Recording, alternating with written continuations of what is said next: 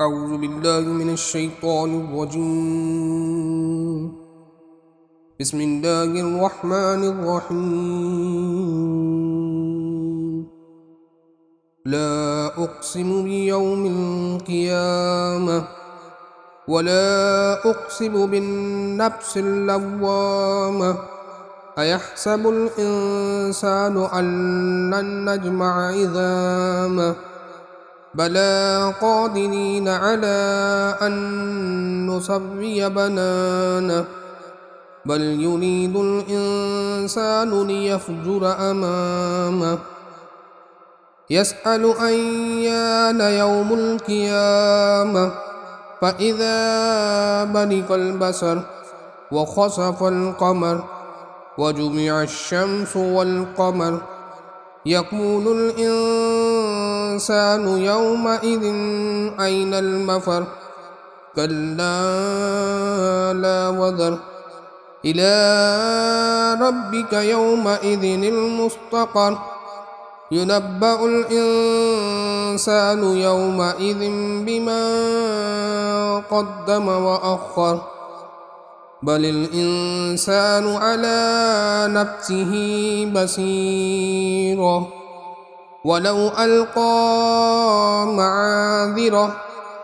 لا تحرك به لسانك لتعجل به إن علينا جمعه وقرآنه فإذا قرأناه فاتبع قرآنه ثم إن علينا بيانه كلا بل تحبون العاجلة وتذرون الآخرة وجوه يومئذ ناظرة إلى ربها ناظرة ووجوه يومئذ باسرة تظن أن يفعل بها فاقرة كلا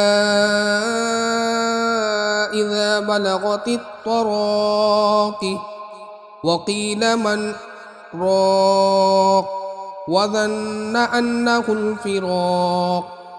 والتفت الساق بالساق إلى ربك يومئذ المساق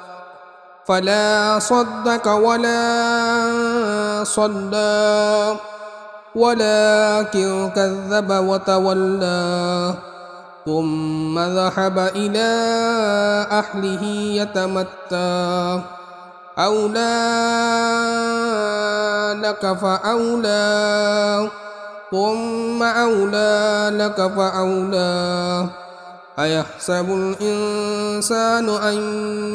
يترك سدى ألم يكن نطفة من مني يمنى ثم كان علقة فخلق فسوى فجعل منه الزوجين الذكر والأنثى أليس ذلك بقادر على أن يحيي الموتى صدق الله العظيم.